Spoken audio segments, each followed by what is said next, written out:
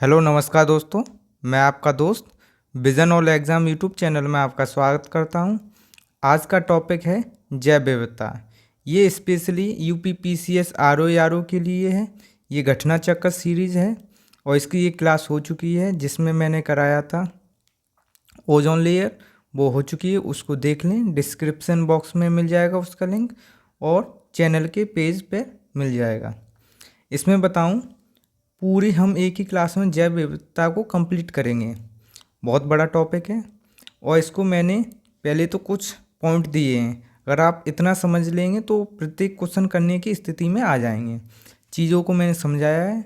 और दोस्तों, चैनल को सब्सक्राइब कर लें जिससे कि समय समय पर नोटिफिकेशन मिलता रहे, जिससे कि आपको क्लास मिलती रहे। चैनल को सब्सक्राइब कर लें। चलिए चलते हैं जैव विविधता टॉपिक पर।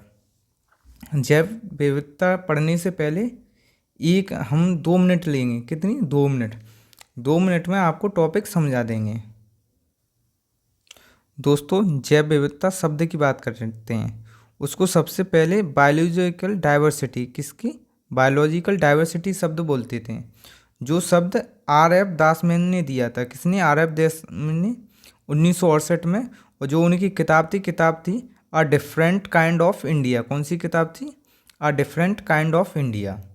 उसी से शब्द निकला बायोडाइवर्सिटी। वो दिया था किसने? वॉल्टर जी रोजन ने। किसने? वॉल्टर जी रोजन ने ये टर्म दिया। कौन सा? बायोडाइवर्सिटी।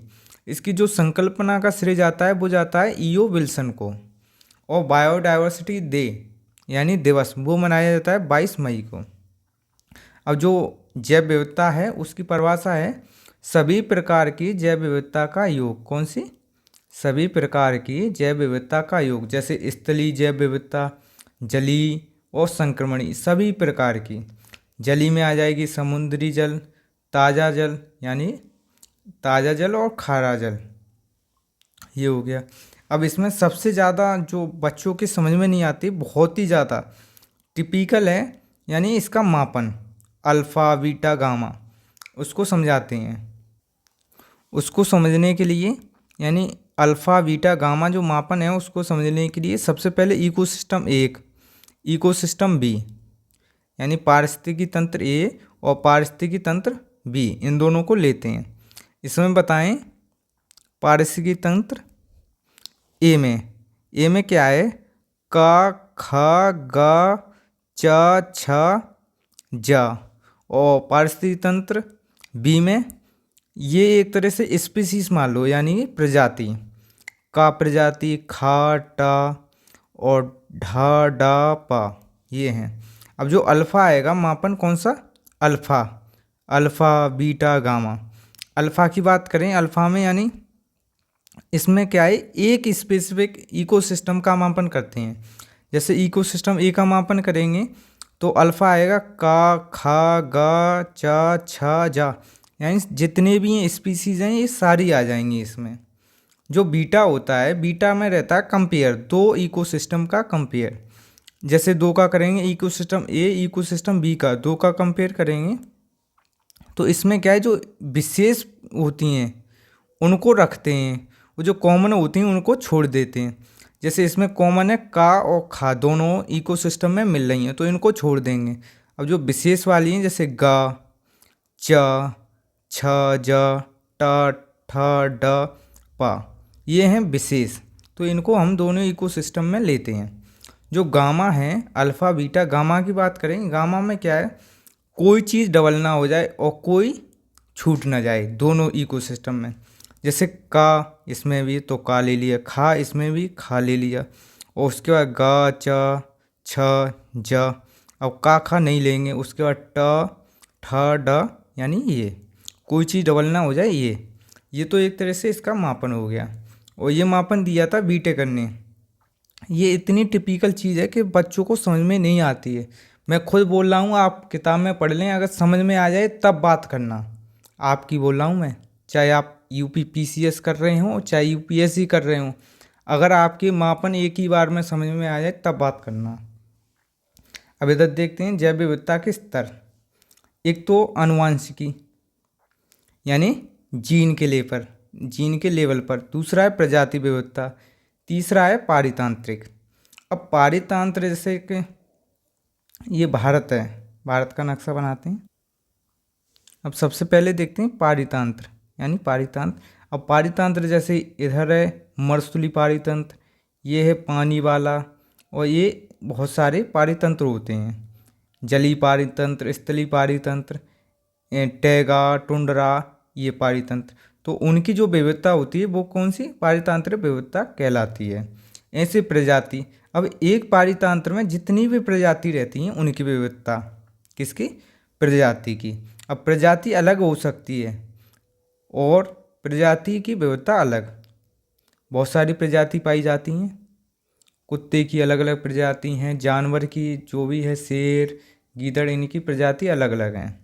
जो अनुवांशिक है यानी एक ही प्रजाति में कितने जेनेटिक गुण होते हैं, जैसे जो मानव है, मानव में बहुत सारे जेनेटिक गुण होते हैं। अब इसमें देखी जाए अगर इनकी जनसंख्या, तो पारितंत्र में सबसे कम रहेगी, उससे ज़्यादा प्रजाति, और सबसे ज़्यादा रहेगी विविधता किसमें, अनुवांशिक विविधता। ये कभी कभार पूछ ले, ये बहुत ही कठिन बनेगा तब। चलिए अब चलते हैं क्वेश्चन पर। ये देखने जैव विविधता जो दशक है वो 2011 से 2020 के बीच में है, और national centre for marine biodiversity ये कहाँ पर है, जामनगर गुजरात में। क्वेश्चन की ओर चलते हैं। जैसा कि पहला क्वेश्चन है, जैव विविधता को परिभाषित किया जाता है किसी पर्यावरण में विभिन्न प्रजातियों की श्रेणी से। किसी पर्यावरण में रोजाना मौसमी, ये तो गलत वैसे ही हो गया। एक प्रजाति की दूसरी प्रजाति से भिन्नता, ये भी, तो इसका आंसर यही हो गया ए। इधर बात करें जैव विविधता मापनी, अब ये मापने की बात आ रही है। मापनी कौन सी, अल्फा, बीटा, गामा। अगर आपने पढ़ लिए तो आप इसी क्वेश्चन को लगा के बताएं। मापने के गणितीय सूचकों में से कौन सा एक स्थानीय स्तर पर किसी समुदाय आवासीय क्षेत्र के माध्य प्रजाति विविधता को दर्शाता है, आप बता सकते हैं। अल्फा, बीटा, गामा, ये एक ऐसा टॉपिक है जिसको बताने के बाद भी नहीं लगता है, तो इसका हो जाएगा अल्फा। ये एक इकोसिस्टम की बोल रहा है, कौन सी, गणितीय सूचकों यानी गिनती के आधार पर एक ही स्थानीय स्तर पर, तो इसका हो जाएगा अल्फा। अगले की बात करें जैव विविधता का अर्थ, जैव विविधता की बात करें तो इसका आंसर ये हो जाएगा, एक निर्धारित क्षेत्र में विभिन्न प्रकार के पादप एवं जंतु। तो चलते हैं अगले क्वेश्चन पर।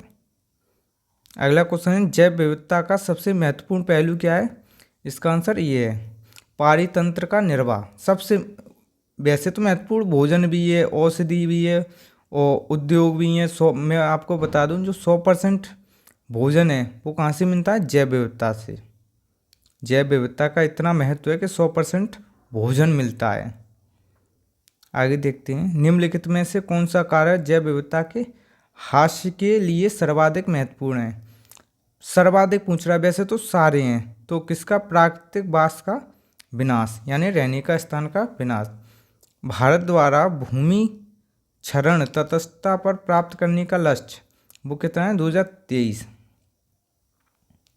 निम्नलिखित में से किसने सर्वप्रथम बायोडाइवर्सिटी शब्द का प्रयोग किया था, वो किसने किया था, वाल्टर जी रोजन ने। आगे चलते हैं। जैव विविधता शब्द की रचना किसने की है, वो की है वाल्टर जी रोजन ने। संयुक्त राष्ट्र संघ ने निम्न में से किसे 2011 से 20 के दशक को निर्धारित किया है, ये किसके लिए, जैव विविधता दशक। इसका आंसर ये हो गया, संयुक्त राष्ट्र ने दशक, ये फिर दशक की बात कर रहा है, जैव विविधता दशक। भारत का प्रथम national centre for marine biodiversity ये कहाँ पर है, जामनगर गुजरात में। इसका आंसर ये हो गया।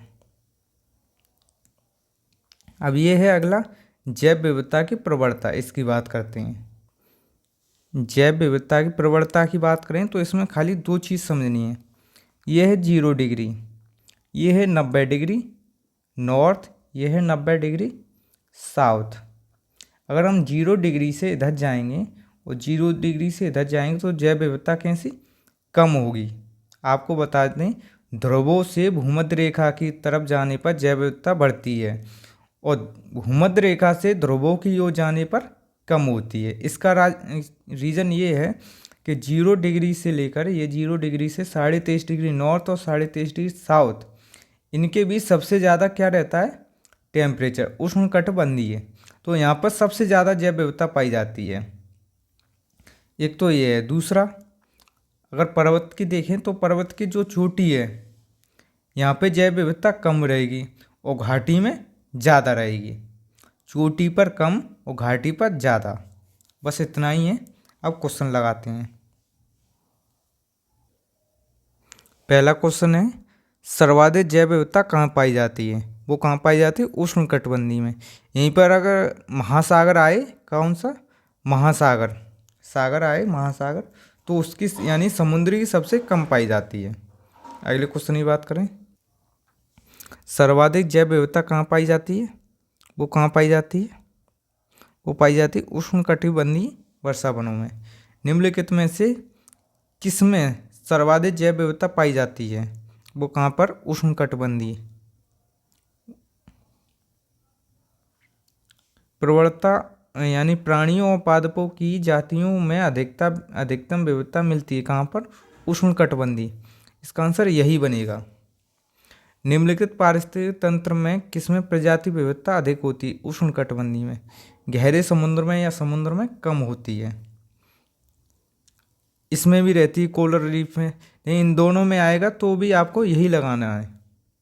जैव विविधता में परिवर्तन होता है, जो परिवर्तन होता है वो कहाँ से, मैंने आप ये बताया था, यानी ये 0 डिग्री, ये 90 डिग्री नॉर्थ है, ये 90 डिग्री साउथ है। तो 0 डिग्री से ऊपर जाने पर जैव विविधता कैसी होती है? कम। यानी ध्रुवों से भूमध्य रेखा की तरफ आने पर जैव विविधता बढ़ती है और भूमध्य रेखा से ध्रुवों की ओर जाने पर जैव विविधता कम होती है। तो ये देखते हैं, पहला है भूमध्य रेखा की तरफ बढ़ती है, तो ये सही है और बाकी के सब गलत हैं। फिर यही आ गया, यानी भूमध्य रेखा से ध्रुवों की ओर जाने पर जैव विविधता में वृद्धि होती है। भूमध्य रेखा से यानी सत्य नहीं पूछ रहा है, यही सत्य नहीं है, ये गलत है। कैसी? भूमध्य रेखा से ध्रुवों की तरफ जाने पर जैव विविधता कैसी होती है? कम होती है, बढ़ती नहीं है। तो इसका आंसर यही हो गया। अगले क्वेश्चन की ओर चलते हैं। सर्वाधिक जैव विविधता पाई जाती है वो कहाँ पर? शांत घाटी में। ये कहाँ पर है? पश्चिमी घाट पर है, पश्चिमी घाट के पश्चिम ओर, यानी केरल में है शांत वैली, इस वजह से। शांत घाटी कहाँ पर है? केरल में। साइलेंट वैली केरल में। फूलों की घाटी उत्तराखंड में।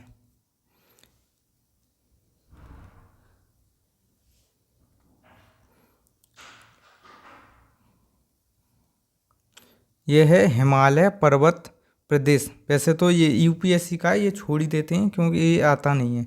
इसका आंसर बी है। यह विभिन्न जीव भौगोलिक क्षेत्र का संगम है, ये नहीं आता है, ये करा देते हैं क्योंकि यहाँ से क्वेश्चन बनने की संभावना है, क्योंकि ये प्रवणता से है और इसमें पूरा ही प्रवणता का पूरा कंसेप्ट इसी में आ जाएगा। यानी उच्चतर जो अक्षांश हैं, उच्चतर अक्षांशों की तुलना में निम्नतम अक्षांशों में अक्षांशों की तुलना में निम्नतर अक्षांशों में जैव विविधता सामान्यतः अधिक होती है। ये थोड़े वैसे टिपिकल शब्द हैं, बोलने में जीभ लड़खड़ाती है, तो ये ठीक है। दूसरा है पर्वत प्रवणता। ये तो वही कह रहा है, 0 डिग्री से 0 अक्षांश से ये 90 डिग्री उच्चतर, यानी 90 डिग्री से अगर भूमध्य रेखा की तरफ जाएंगे निम्नतर अक्षांशों की तरफ, तो जो जैव विविधता है वो बढ़ेगी, ये ठीक है।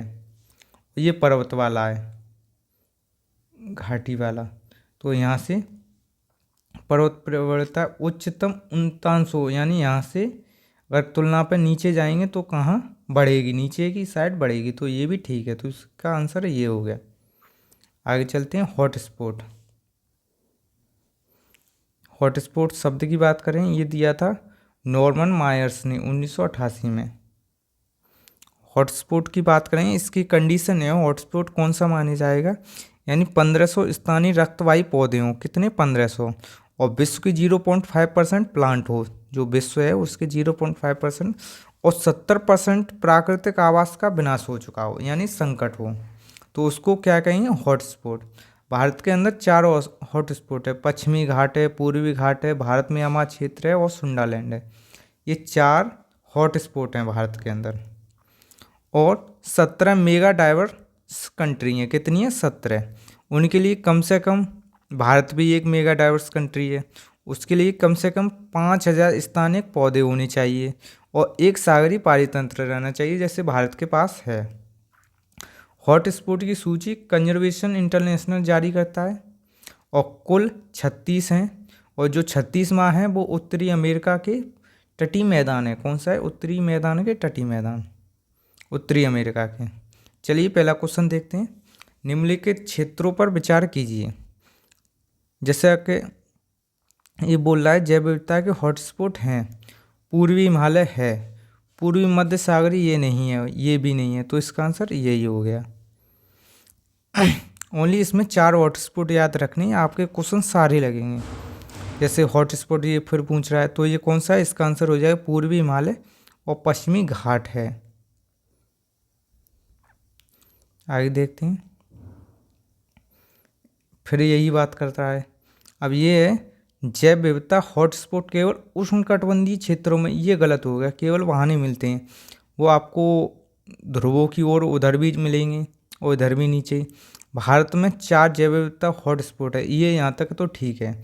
अर्थात पूर्वी हिमालय है, पश्चिमी हिमालय नहीं है, पश्चिमी घाट है, अंडमान निकोबार तो ये नहीं है, तो इस वजह से ये भी गलत हो गया। इसका आंसर ये हो गया। आगे देखें। भारत में जैव विविधता की दृष्टि से यानी हॉटस्पॉट की बात कर रहा है, तो इसका कौन सा? पश्चिमी घाट। आगे बात करें। फिर हॉटस्पॉट की बात कर रहा है, तो इसका कौन सा है? इसका हो जाएगा ओनली ये अंडमान निकोबार। हम जल्दी जल्दी कर रहे हैं, 4 ही वो हैं हॉटस्पॉट, उन्हीं से क्वेश्चन आ रहा है। फिर हॉटस्पॉट की बात कर रहा है, तो इसका पश्चिमी घाट। निम्नलिखित में से किसे भारतीय, फिर हॉटस्पॉट की बात कर रहा है, पश्चिमी घाट। फिर एक हॉटस्पॉट की बात कर रहा है, फिर इसमें पश्चिमी घाट हो गया।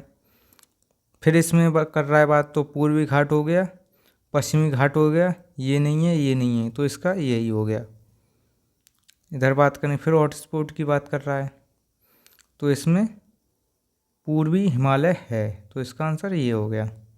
फिर हॉटस्पॉट की बात कर रहा है, तो इसका पूर्वी हिमालय और पश्चिमी घाट। ये आपको याद रहनी चाहिए। आपको पता है ये कितना इम्पोर्टेंट है, कितनी बार आ चुका है। फिर हॉटस्पॉट नहीं है, नहीं पूछा है, बिंद नहीं है, और सारे हॉटस्पॉट हैं। फिर इसमें हॉटस्पॉट की बात हो रही है, तो इसमें बात करें। पूर्वी हिमालय है, पूर्वी घाट है, पूर्वी घाट नहीं है, पश्चिमी घाट है, ये है, पश्चिमी हिमालय नहीं है, तो इसका 1 और 3 ये हो गया। भारत में सबसे अधिक जैव विविधता संपन्न क्षेत्र है, वो कौन सा है? पश्चिमी घाट। सबसे ज़्यादा पूछे तो कौन सा है? पश्चिमी घाट। आगे बात करें। निम्नलिखित में से भारत में कौन जैव विविधता का एक संवेदनशील, फिर हॉटस्पॉट की बात कर रहा है, कौन सा है? पश्चिमी घाट। फिर ये बात कर रहा है पारिस्थितिक उष्ण, ये भी फिर हॉटस्पॉट की बात कर रहा है, तो पूर्वी घाट और पश्चिमी घाट ये दोनों हैं। फिर कर रहा है भारत में हॉटस्पॉट यानी धनीय स्थल है, वो कौन सा है? पश्चिमी घाट। जैव विविधता सबसे कहाँ पर है ज़्यादा? पश्चिमी घाट में।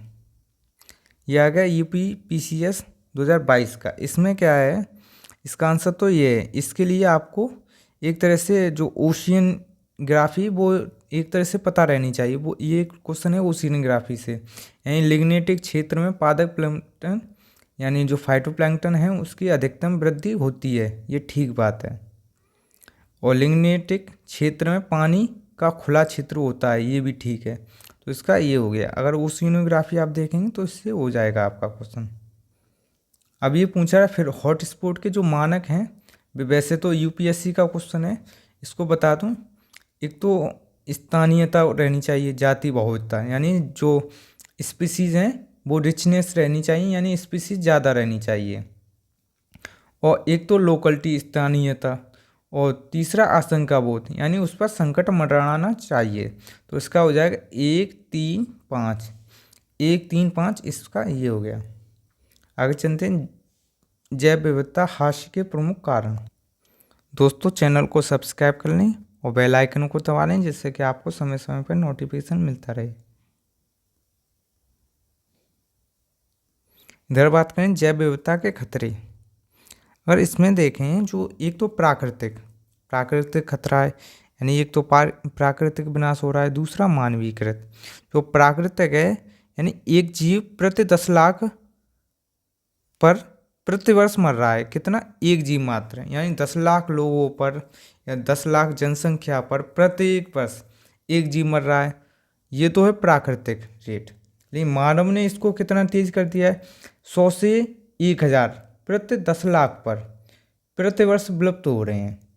इसी को बोलते हैं एंथ्रोपोजेनिक। कौन सा? एंथ्रोपोजेनिक।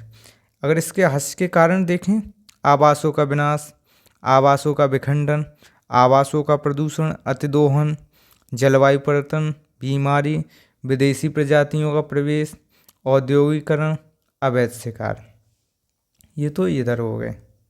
अब चलिए क्वेश्चन अगर इनको बता दें। आवासों का विकास यानी विनाश, जो आवास जिसमें रह रहे हैं उनको आप काट रहे हैं, जैसे जंगल है वहाँ पर अपना घर बना रहे हैं। तो जहाँ पर वो तो अपने घर में, तो वो फिर तुम्हारे घर में घुसेंगे, उनकी कोई गलती नहीं है। तुम उनके घर को तोड़कर अपना घर बना रहे हैं तो वो अपना घर समझेंगे, वो तो वहाँ आएंगे। फिर बोलते हैं कि अतिक्रमण हो रहा है, यानी जानवर आ रहे हैं इंसानों के घर में।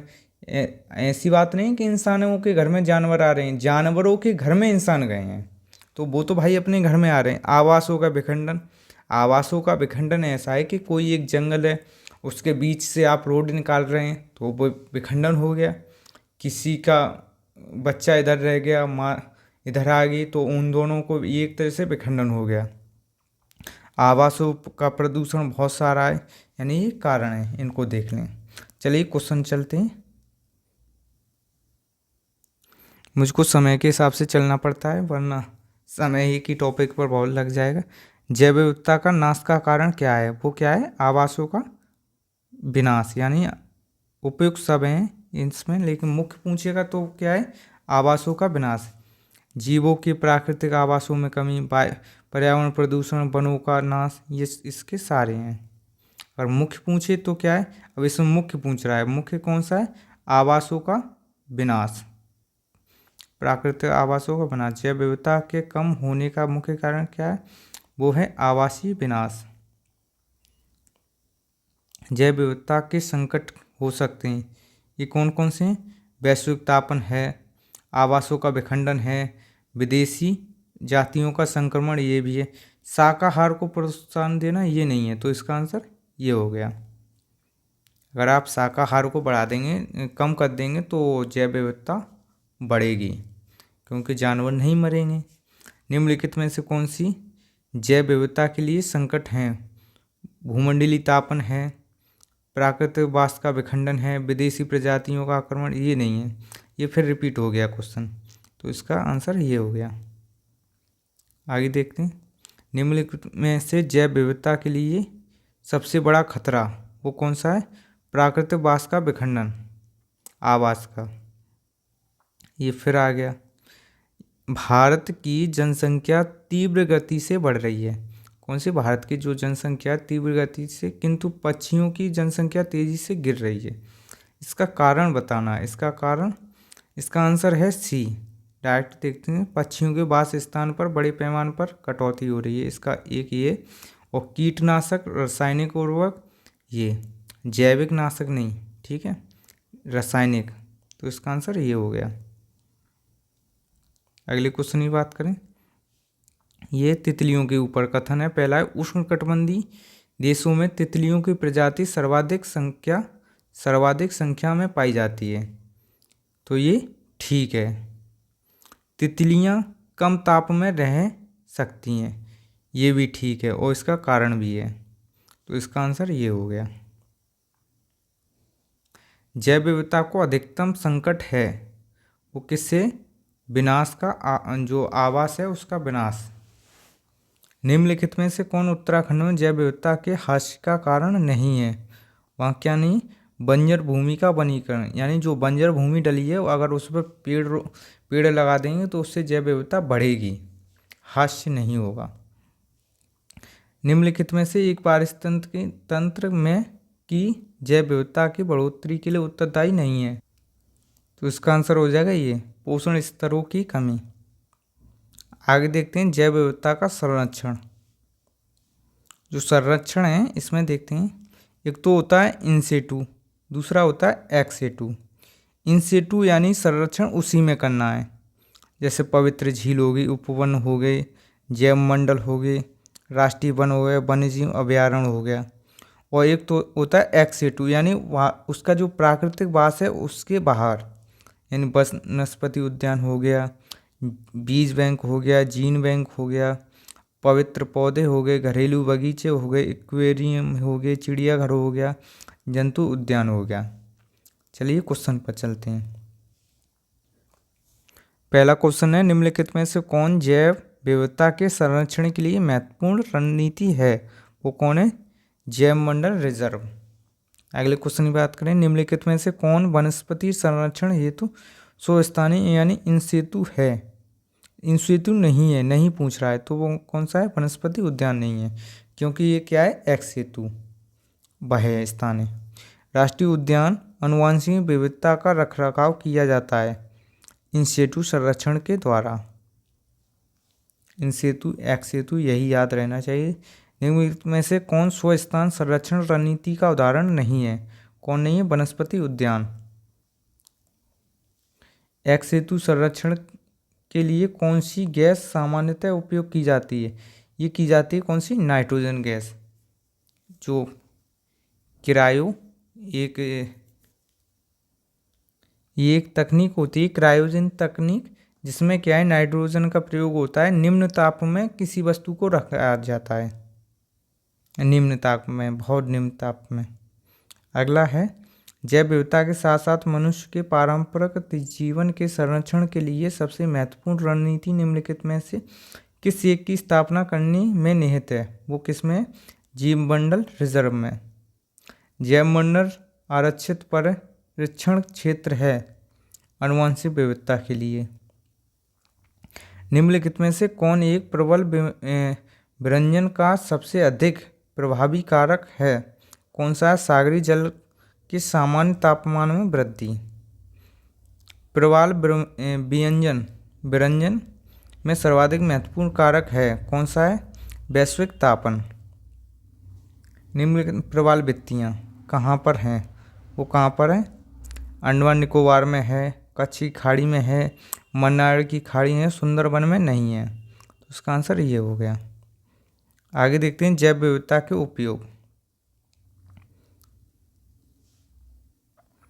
जैव विविधता के उपयोग की बात करें, इसमें भोजन में उपयोग होती है, दवा में उपयोग होती है, प्राकृतिक संतुलन में, पारिस्थितिकी सेवा में जैसे जल संरक्षण, मृदा निर्माण, पोषण चक्र, सस्य परागण, बहुत सारी सांस्कृतिक लाभ यानी धार्मिक विश्वास, राष्ट्रीय गौरव, सौंदर्य परख मूल्य में, पर्यटक, पालतू जानवर, साहित्य, यानी बहुत ही ज़्यादा इम्पोर्टेंट है हमारे जीवन के लिए जैव विविधता। 100% भोजन मिलता है यहाँ से, कितना? 100%। और जैव विविधता नहीं होगी तो भोजन नहीं मिलेगा। नई फसलें, उन्नत किस्म की फसलें, दवाएं, कुनैन की दवाएं, टेक्सटाइल, मॉर्फिन और बोटानो केमिकल्स, ये बहुत सारी दवाएं मिलती हैं। जैसा पहला क्वेश्चन है, यहाँ से एक ही क्वेश्चन आया है, पीसीएस में नहीं पूछता है अक्सर करके, तो इसका सभी हो जाएगा। जो मानव अस्तित्व के लिए मृदा निर्माण, मृदा अपरदन की रोकथाम, अपशिष्ट का पुनर्चक्रण, सस्य परागण, तो इसका आंसर डी हो गया। अब देखते हैं IUCN के बारे में। दोस्तों इसको अगली क्लास में देखेंगे। यहाँ से आगे का IUCN हो गया, इसके बाद और सारी चीज़ें देखें, इसको देखें अगली क्लास में। और दोस्तों चैनल को सब्सक्राइब कर लें, जिससे कि आपको समय समय पर नोटिफिकेशन मिलता रहे। नमस्कार दोस्तों।